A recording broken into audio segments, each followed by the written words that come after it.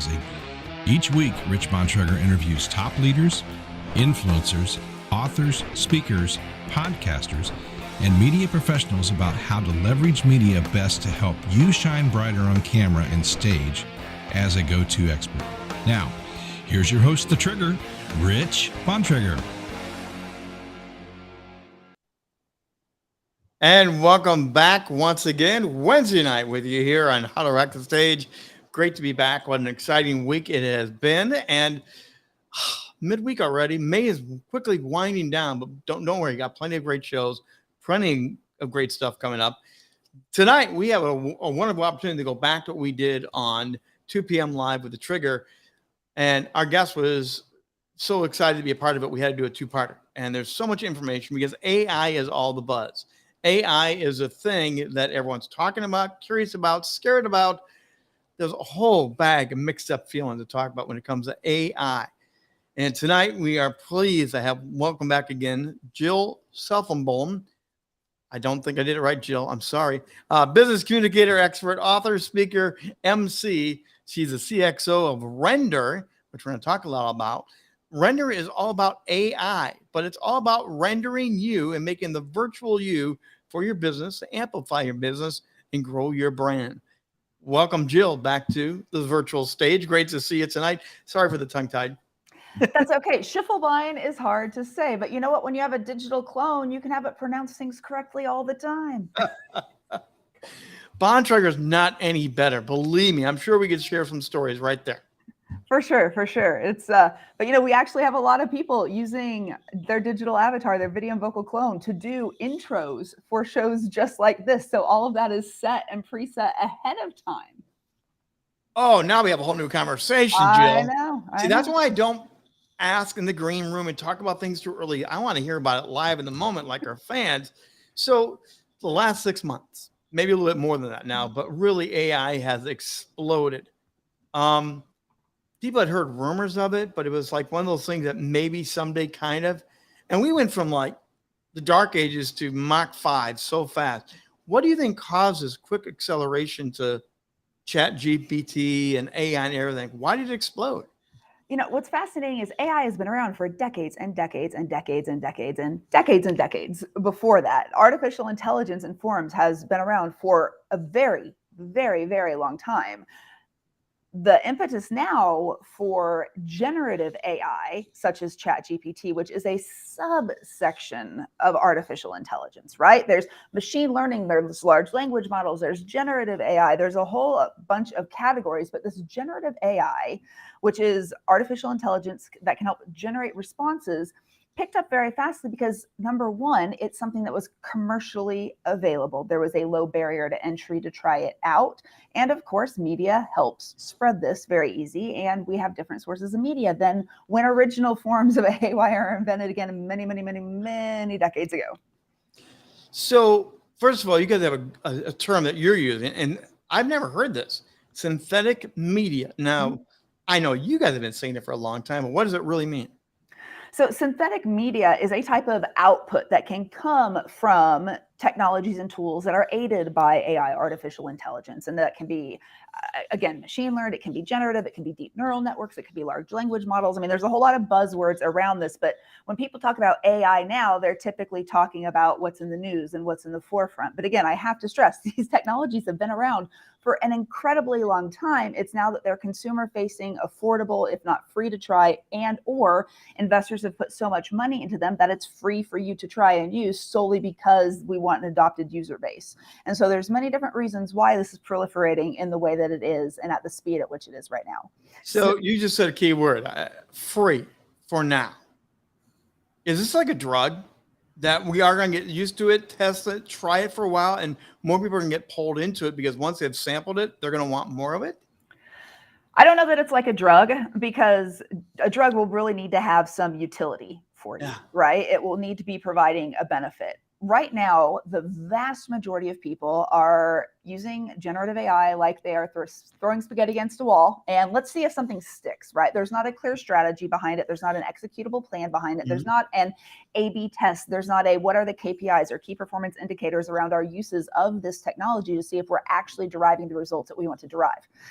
there's not that strategy in place for the vast majority of people using it. And the stories that are in the news that people are reading are, of course, not company leverages AI to save 4 times amount of employee time, resulting in less XYZ. Like, that's not the news that we're hearing. We're hearing, man asked GPT to make bio and is labeled as a sex offender. And I mean, my mom actually asked me about this past week when I was visiting her. Is like, well, why? How does AI do that? How does AI label this? And AI, generative AI, GPT, one way to think of it, and there's tech acronyms, and then there's kind of like the layperson acronym for understanding GPT, which I'm going to give you, which is generative predictive text. This is generative AI. So, you know, when you text someone, you're typing a message on your phone and there's like 3 words that pop up or suggested, that is generative predictive text.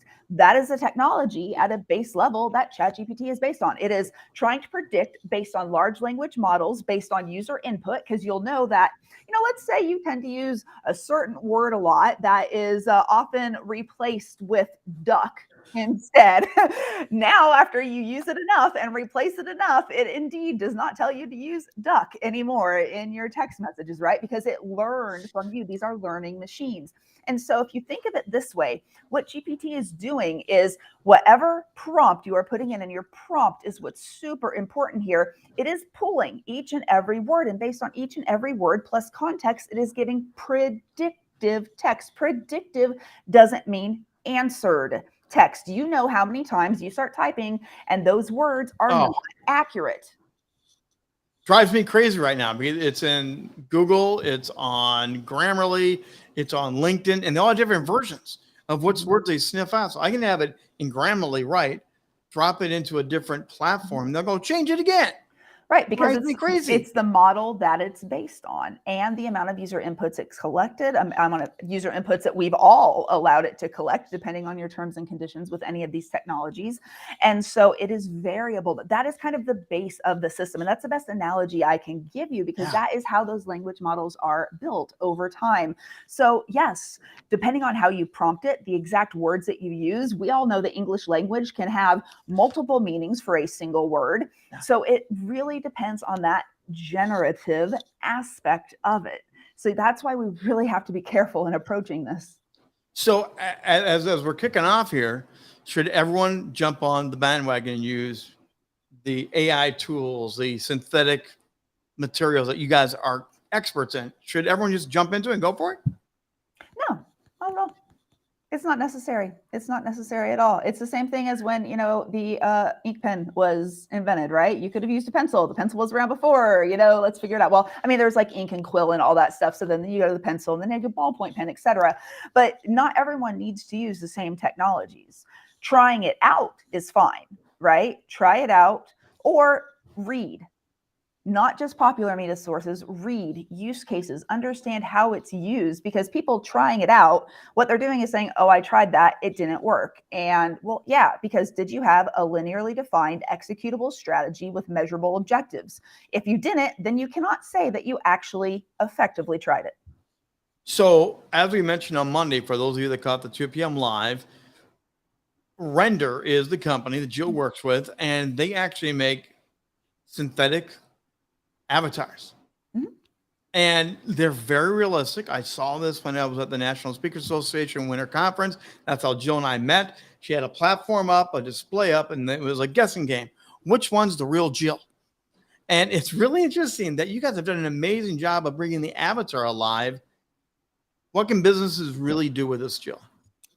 I mean, I think before we answer that question, it's best that people understand this by seeing this, because when we think of Avatar, your mind may immediately go to the blue people in the very popular James Cameron movies, right? You may go there, which is perfectly fine. You may go to thinking of the avatar of yourself that you've had on maybe a social media app or a gaming community or whatever, where you're transformed. I mean, if you want to think of like the earliest, right, virtual worlds, like Second Life back in the very, very, very early 2000s, late 90s, early 2000s, you know, you could create avatars of yourself that is a stand-in or a representation of yourself in a digital world. Well, we are now at the point where we can create hyper realistic avatars, which are digital representations of you of course, in the real world. And I'm going to be quiet for a second and actually let you see and meet my avatar and what my digital likeness, again, a form of synthetic media, is capable of.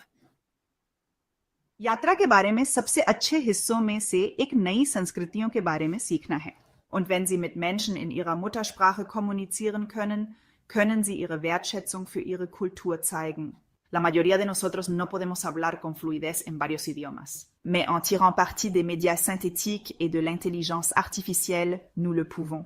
This is just one example of how technology can help us be more human together. Wow. Now, the interesting thing is, the first time I saw that, your head was basically the only thing moving. But I saw your arms flex a little bit. Now, you've already advanced it from when I saw it. Mm-hmm. That's incredible that you do have body movement now, too. It is. I mean, it's very realistic looking. Now, of course, I do not speak all of those language fluently, right? Like I could have delivered that Spanish line really well, but that's about it. Although I do think my avatar looks pretty good at German. And I think it has something to do with my last name, the heritage there, but But what's so amazing about this, and it's not just because of the languages that it's amazing, but we have so many different channels of communication, right? And if you'll allow me to put my, over a decade professor of business communication hat on here and, current doctoral candidate researching all of this stuff, we look at this as a channel of communication. It is not a replacement for areas that you're necessarily already doing video. It's not a replacement. It's a fundamentally different channel. We started out, if you look at, good academic always cites Stafford and Lingle, 1986, media richness theory. We do all these things, and then moving on to media synchronicity theory and whatnot, from the 80s, 90s, and beyond. What we look at is how do we match best the channel of communication that we use with the message that we need to send? And that is often based on complexity, the chance of ambiguity, or the audience reception need for consuming content, because some of us prefer reading versus audio versus visual. And we all have personal preferences on that. So you started off with text, then maybe we had images, and then we had, face-to-face communication. Now, it was either you sent an email or a fax, you maybe got on the phone, or you met face to face. Now we have a more spectrum where we have synchronous chat, that live chat in real time, like texting can be. I mean, that same thing is when you start to see the ... and someone is texting, like, this is real time and you're going for it. We have synchronous video like we're doing right now, these live synchronous videos that then people can watch asynchronously, as in catch the recording later. But synthetic media produces this output in terms of our videos that are now kind of a layer that's like fits right under human videos, right? Mm-hmm. It's not going to be the same as synchronous human videos or face-to-face, and a real video of a real human is going to be more rich in cues, but then this fits right below it. And you can use your actual voice in recording to pair with your video clone, or you can do a video and vocal clone together depending on the need. So you have differing levels of cues and richness that are being communicated to your audience with this form. And it's really great because maybe for someone who's never met you before, getting a sense of your digital likeness before meeting you in person or on a synchronous channel on video can really be a nice way to start to reduce the uncertainty that exists in human brains before we interact or engage with people for the first time. So a brief introduction, hello, hi, but you can even have those in different languages, right? For your email signatures, for a global outreach that you're new with, that little in their own language video can be extremely powerful for business, right?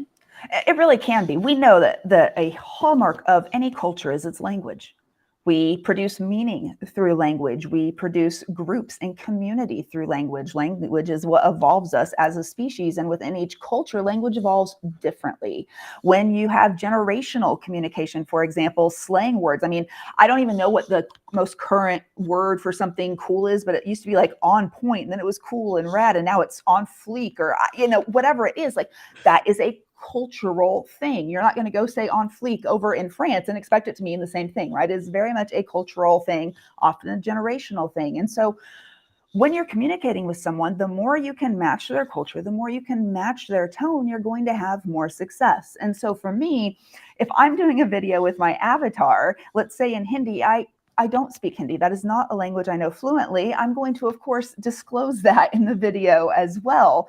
But it's an attempt for me to communicate in a language, and people appreciate it. It's the same thing as when you travel abroad, even if you botch it up. But if you say, thank you for your patience, I am sorry I don't speak insert language, people are more generous with you and helping you out. I really love this. And before we're going further, we just want to mention we met at the National Speakers Association Influence. Thank you for the NSA for being sponsor of How the Rock the Stage every Wednesday night. They are partners with us to help make this happen, to reach more people. And that's why we had this conversation, because we want to reach more people. And you're doing it with this virtual likeness is really what it boils down to, right?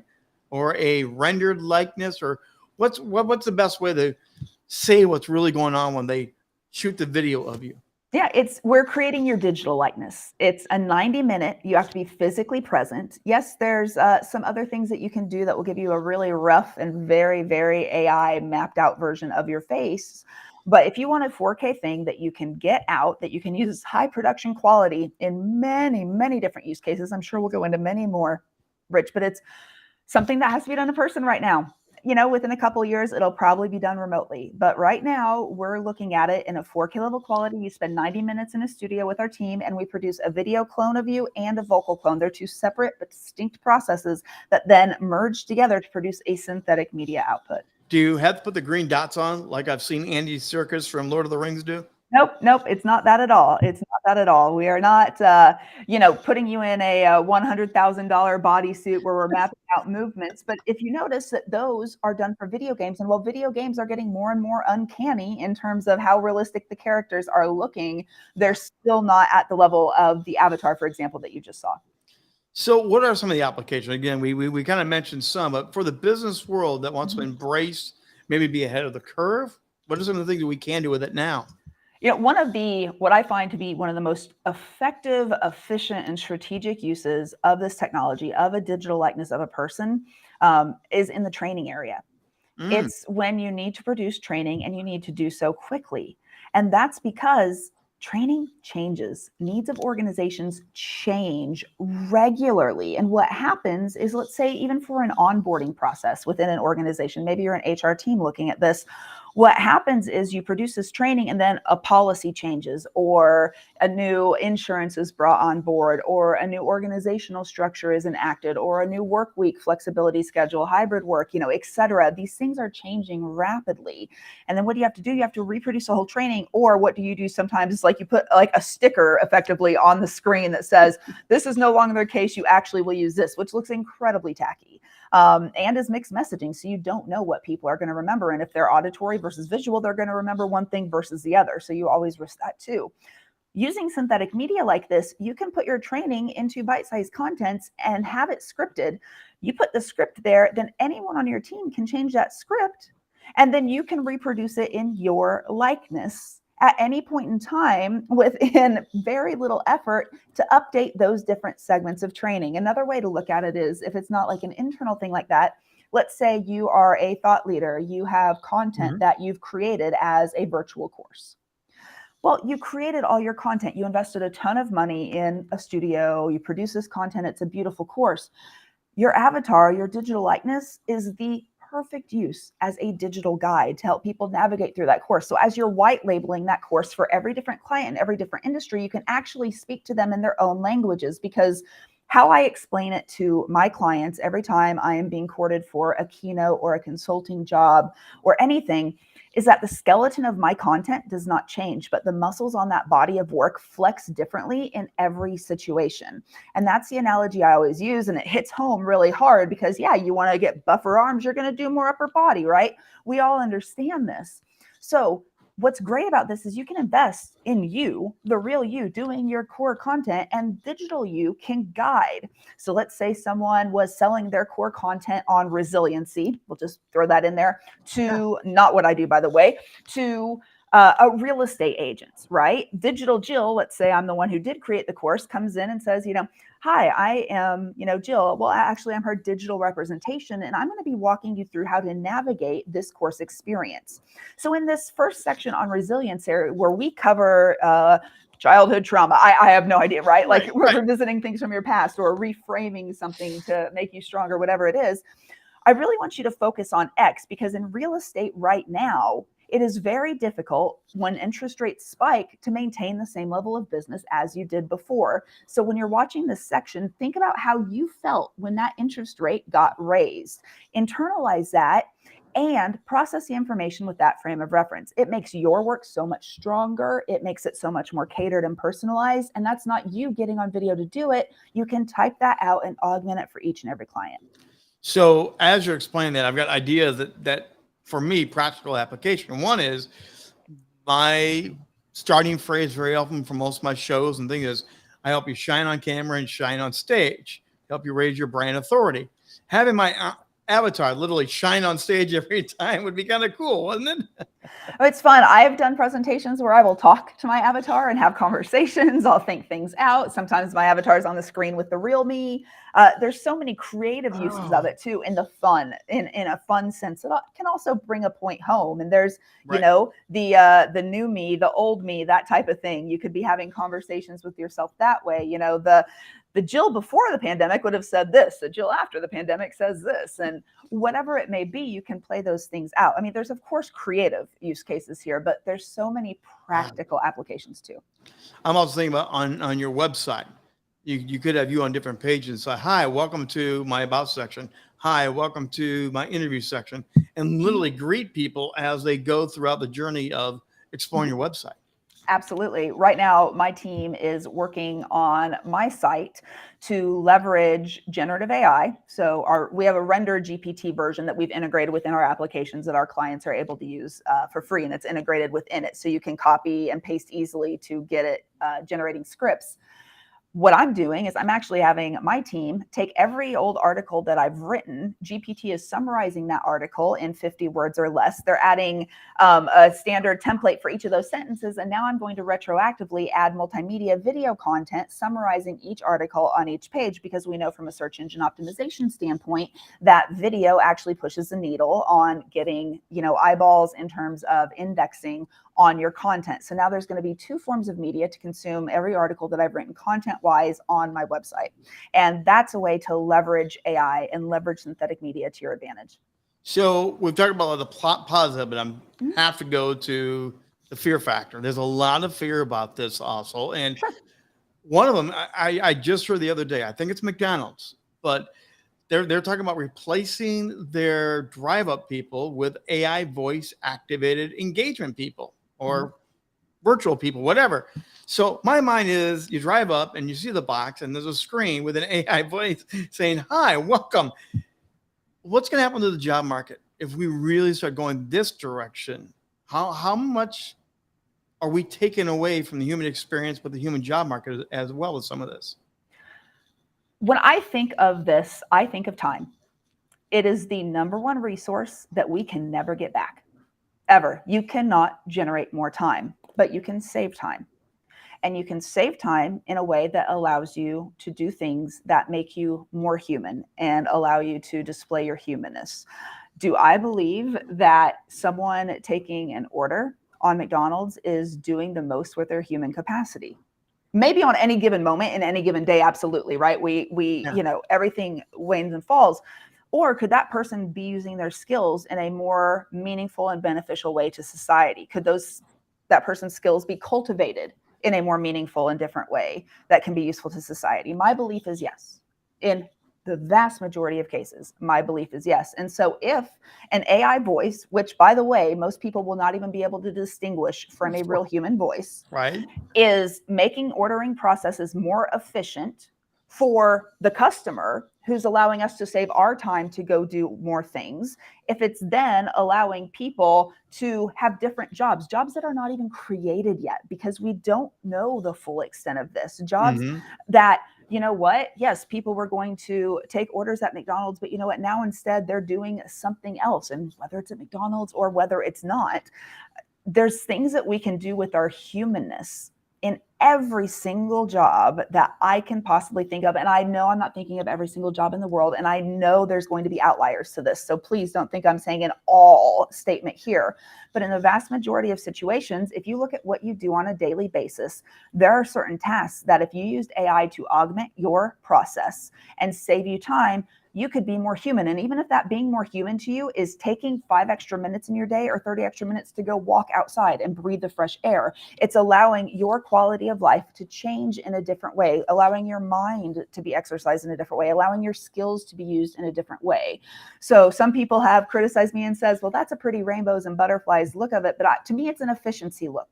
It's an efficiency look about allowing people to do what they do in a more efficient way and doing more of what they enjoy doing and what their brains and skill sets are capable of doing instead of being bogged down in minutia. Now, I know the deep fakes are different from what you're talking about from the Mm-hmm. synthetic media, but do you still think there might come a time when we need some sort of label to clarify what's real, what's rendered, what's do you just like Mhm. records got rated for profanity and things. You think we may have to have something to at least quickly tell people what this is? There's a lot of discussions, and there have been for years and years and years about this in, all different types of media communities, Yes. but especially within the AI community. And for me, I always disclose that it's my avatar, right? If I don't at the very onset, I always disclose at the end. There's a strategic thing for me in disclosing that, especially at this stage in the game.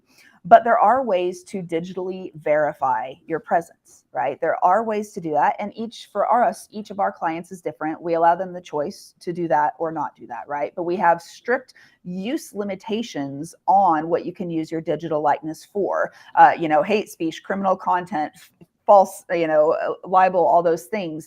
Our clients sign a contract saying that they will not use their avatar to produce that. And if they do, they are held liable and we can take action towards them. And that's also very, very important. Repeat that really quickly. I think a lot of people are going to jump on that when they hear that. Say that again. Yeah, for any person that works with us, you sign an explicit contract saying that you will not use your hyperrealistic avatar, your digital likeness, to produce any content that is in any way inflammatory, hate speech, libel, slander, any of those things. It is an in-depth contract because it is so important for us to, from a technological perspective, protect ourselves in what is being produced out there. And that's why we do have QA checks on our content and on the renders that go out. And there's also a very strict multiple level authorization process to go through any type of even ordering or rendering anything with your digital content. Like, you can't go on, Rich, and decide you want to render something with my avatar. It's not possible for you to do that. So you have to make sure those safeguards are in place. And so once we've done that, we leave it to our clients how they want to communicate about their digital likeness or not, because that's them. It's the same way as so many people have their assistant send out email for them, but they're not saying Jill's assistant wrote this email. No, they are so not. if you really want to start comparing, we really need to look at all levels of communication in that way. Well, and again, LinkedIn, we all get, hi, and it's not the real person. We all know that after a while, but it happens every single day. And you're right. There's got to be an ethical standard. And I'm glad to hear you guys put that in there right away to set the bar high, to set the channel, and to be upfront about that, because I think that's one of the biggest fears for people. What happens if? Yeah, what happens if the reality is any technology, and I said this in our teaser promo on Monday, is that any technology that's ever existed can be used for good or can be used for ill. And there's always going to be people saying, well, we shouldn't have this technology because it could be used for. People said that about the pen. People said that about the pen. They said that about the printing press. They said it about the internet. They said it about chat rooms and text message. All of these technologies, and yes, they can all be used for good or ill. Humans can be used for good or ill. We know this. So if you're approaching it from a fear-based perspective, my perspective is that you're missing out on the ability to approach something with a genuine curiosity to see if it is or is not right for you. And it doesn't have to be right for you. I will be the first to tell people who talk to us about, should I get an avatar? I ask a few questions and I'm like, nope, you really shouldn't. This is not for you. And they get offended. And I'm like, I am not trying to have people who are not comfortable with embracing technology, who aren't curious, who aren't willing to work and understand a process better, come on board. I don't care about adding that client to the database. I care about, can people use this strategically? Will they be curious as this evolves? Are they going to think of ways to evolve with it? Well, and we're talking about the business world right now. And again, the media side is so important because I coach every day. Media is a new currency. Media is a new game changer for so many businesses. But I'm also thinking right now about the entertainment world. Before the late James Earl Jones died, he signed his voice rights off. And for Star Wars fans, Darth Vader is Darth Vader. No one else is going to be that voice. He literally agreed that they can reproduce his voice through AI type stuff to keep the character going. So it's fun, it's entertainment, and he agreed to it. So there are safeguards in place to have this done properly for everybody, right? There are. And here's the deal.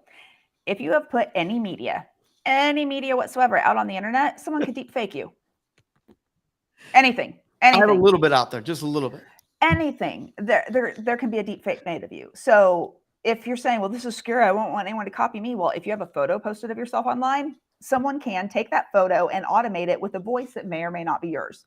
Already, that technology exists and it has for years. So that has always been a capability. So if you're going to say that, then you not only need to not have Facebook, or any social media because, oh, well, I have my privacy mode on. No, we all know that privacy mode does not mean much. So you just can't even have any digital footprint whatsoever if you want to be 100% protected. So you really have to pay attention to not the hype, not the stuff that's put out in the media for your clickbait headlines, but what actual strategic uses are. And they're going to be different in every field. There's a whole source of entertainment AI and creative AI that you can go. I'm actually in a couple weeks or next week, our CEO is going to be on a creativity and AI show. I'm going to be on it in July once I get my dissertation results back. There's so many different ways to be able to use it. For me, I focus on it from a communicative perspective and how we use it to augment for the better communicative processes in our businesses and organizations. Jill is with Render. This is the QR code. You can hit that. What are they going to see when they go to the website, Jill? The website, it gives you a base overview of what we do. The real thing is we know that people aren't going to come here and click and boom, buy something online immediately and spend thousands of dollars. The real magic is in going through the application, starting to look at content that, we give out once we know people are interested. There's obviously content on the site. We're building out that database of content every day. That's one of the things I get to do, and it's such a joy. But it's really getting started on the process to start engaging and see if this may or may not be right. That's the biggest thing because it's not for everybody. It is not at all. But for those who it is, and for those who get it, or those who are curious and want to ask questions, that's what we do. You'll get a basic idea from the website. You'll get ideas of use cases. You'll see pricing and all that type of stuff. But the real magic, if you are very curious, is fill out the application, start to think of what can be done, and we'll give you resources to truly help contemplate that in a more meaningful way. Jill, one final question before I'm going to let you go here tonight, but do you like being on the cutting edge of the new frontier? Because this is new. This is scary for some, exciting for some, but you are in the hotbed of every topic and every Google search right now. For me, my career has been based on being at the forefront when it comes to the intersection of communication, education, and technology. If you made a Venn diagram of Jill's professional life, it's at the intersections of communication, education, and technology. I built my first online course in 2003, started playing around, hard-coded HTML, was figuring things out. And within 3 years, really understood that, we can teach just as effectively online as we do in person if we are strategic about how we leverage the technology. And if the learning outcomes are measured. Again, back to my earlier comments on executable, measurable strategies there. And if the measure of a course is learning output, then we can meet that in multiple modalities. Now, can one person enjoy one form more than the other? Of course, that's human, but it is possible. Then when Zoom came along, I was one of the very early adopters of Zoom. You can actually read an interview with their CEO in my book from 2017, about customers and engagement and where this is going. And I was pushing my clients in 2017, 18, 19. Hey guys, let me train your team on how to run effective video meetings. This stuff needs to happen. And well, we know what happened after that. I did my first virtual event. I ran it in 2009. So this stuff, when you can build technology and be strategic about how you leverage it for communicative and educational purposes, really, really meaningful conversations can happen. Learning can be transferred. And that's where my passion is at, because by doing all of that, whether it was online courses or virtual events or Zoom, whatever it may have been, and now to me, it's synthetic media, we are now democratizing access to content to more audiences. So it's not going to matter as much, different income levels, different capability levels in terms of hiring people to produce video or not, ways that small businesses have budgets versus big businesses. We now have ways that technology has leveraged the playing field to reach more people, to teach more people, and to engage with more people. And synthetic media to me is the next evolution of that. Jill Schiefelbein, thank you very much for being with us here today. This has been great. We could go on for hours, but again, synthetic media. Remember the term. You're going to hear more about it as it grows and grows. Go check out Render AI. And again, this is why we have this amazing show called How to Rock the Stage. We have a blast every week helping you to learn different ways to shine on camera, shine on stage. And this is a new one. And this is a new stage, this whole Render AI and the way of presenting like this, it's only going to get bigger and bigger. So take your time, learn about it, experience, play with it, but play safely. Don't forget, we're back every Wednesday night with another exciting guest at 7 o'clock Eastern time. We go live with How to Rock the Stage. And don't forget, you do want to check out our YouTube channel. And we have all the shows on playback. And of course, we do now have our new shop. Check out some of our products and gifts that you can get there, like the You're Muted mug. We all need that, don't we? Come on. Check that out, everybody. Hit the QR code, and we will see you back here next week again, 7 o'clock Eastern time, as we go live for another edition of How to Rock the Stage. We'll see you then.